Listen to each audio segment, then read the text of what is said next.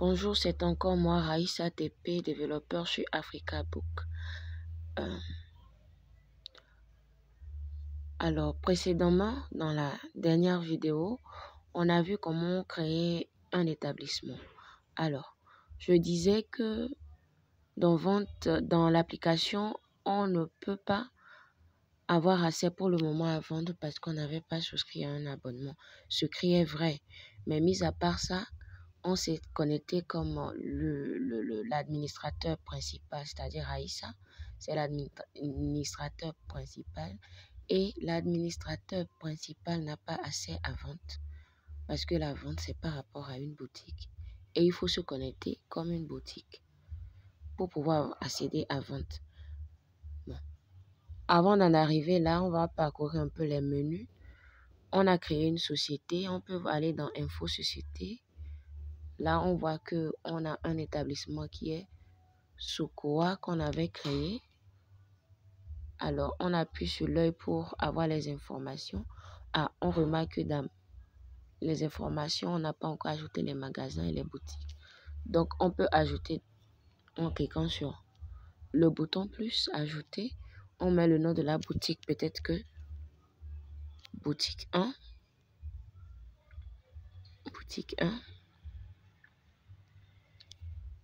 Son adresse, peut-être que notre boutique se trouve à Kara. On met Kara. Le gérant. On a un gérant là-bas, peut-être qu'il s'appelle gérant Kossi. Bon, Kossi, gérant Kossi, c'est juste un exemple. On met le nom de la personne qui gère cette boutique pour nous, son contact. Son contact, je mets juste son contact comme ça pour test. Et on choisit le type. Donc, dans les types, on a un magasin principal. Donc, on peut avoir un magasin principal qui anime tous les autres magasins et un magasin secondaire. Mais là, on est en train de créer une boutique.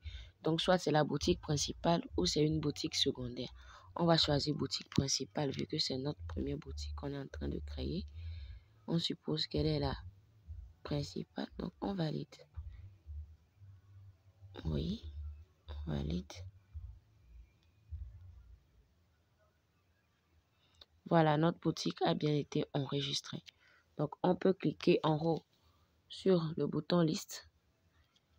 Il y a le bouton liste et le bouton abonnement qui est au fond à droite. Donc, si on va sur la liste, on revient sur Sokoa. On verra dans la liste des boutiques que notre boutique 1 s'est affichée ici. On n'a pas encore de magasin. On crée aussi un magasin. C'est le même procédé pour créer un magasin. On met peut-être magasin principal, magasin 1. Magasin 1 qui est la principale, qui se trouve peut-être à Kara aussi. Le gérant qui est bon, gérant 1, gérant 2. On met son contact. Et voilà, on choisit magasin principal et puis on valide.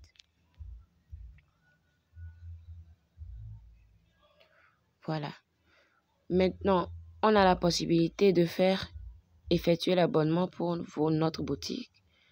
On clique en bas ou on va en haut. Ce qu'on verra dans les prochaines vidéos. Donc, on retourne d'abord en arrière pour voir un peu les menus. Donc, on appuie sur Home. Voilà. Et dans Menu, on vient de voir Info Société. On a vu que là-bas, on peut créer nos boutiques et nos magasins. On a la possibilité aussi de faire les abonnements, ce qui est aussi possible dans les menus. Sur l'accueil, voilà, il y a magasin ou boutique. On peut cliquer dessus pour faire la même opération qu'on vient de faire en créant un magasin ou boutique. Et on a aussi abonnement pour pouvoir effectuer l'abonnement de notre boutique. Donc, voilà à peu près comment on peut créer un magasin et une boutique. On remarque qu'il y a aussi les menus créer utilisateur, définir un taux pour nos produits, la catégorie des produits, les définir, ajouter un produit, mettre les produits, créer les rayons pour pouvoir mettre les produits dans les rayons, créer les caisses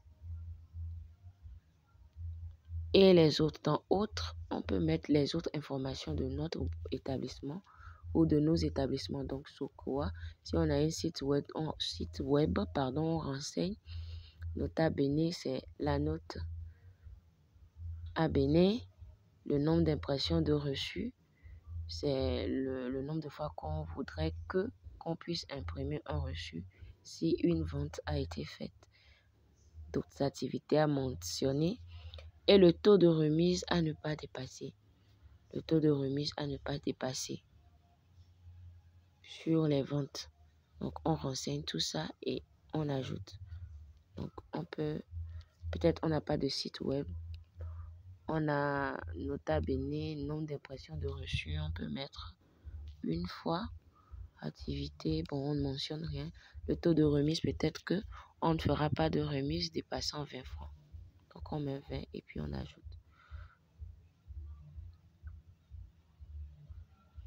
Ok, voilà, l'information a bien été enregistrée. On voit que c'est enregistré. Donc, on peut créer une caisse. On a la boutique, on a notre boutique 1, on a l'établissement Sokoa. On crée une caisse 1 pour notre boutique et on valide. Oui, on valide. Voilà.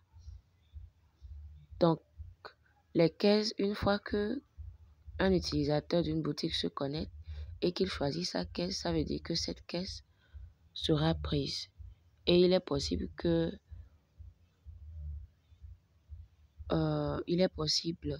qu'on puisse désactiver ou activer les caisses à ce niveau. Donc voilà, on peut modifier aussi dans rayon. On crée les rayons de notre boutique. Rayon 1, bon, dans quincaillerie, je ne sais pas. On peut mettre clous, rayon clous, pour mettre les différents types de clous. Donc les rayons clous, voilà. Oui. Voilà. Taux produit, donc on définit un taux de produit. Il y a des taux déjà préenregistrés dans l'application. Donc, on peut choisir ou créer un autre taux.